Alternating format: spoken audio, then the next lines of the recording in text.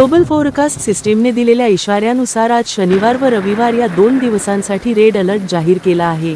त्यामुळे सोलापूर शहरासोबतच ग्रामीण भागातील सर्वच भागांत ढगांचा गडगडाट, विजांच्या कडकडाटासह मुसळधार पाऊस कोसळणार असल्याची शक्यता हवामान विभागाने वर्तविली आहे।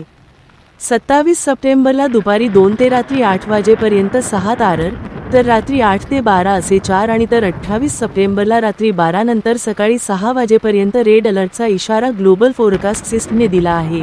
हवामान विभागाने पुढील 2 ते 3 दिवसांत पावसाची शक्यता व्यक्त केली आहे।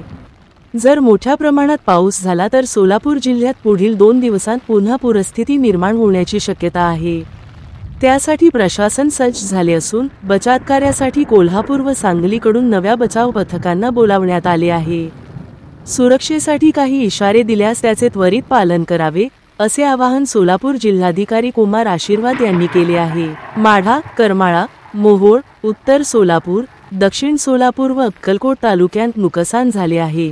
त्यामुळे पुन्हा पूरस्थिती उद्भवल्यास सर्वाधिक दक्षता घ्यावी लागणार असून त्याबाबत संबंधित प्रांताधिकारी व तहसीलदारांना सूचना दिल्या आहेत। एनडीआरएफ व आर्मीची पथके शनिवारी दुपारपर्यंत सोलापुरातच थांबणार आहेत। पुणे, सांगली, कोल्हापूर, लातूर, उस्मानाबादकडून आलेल्या बचाव पथकांना परत पाठवण्यात आले आहे।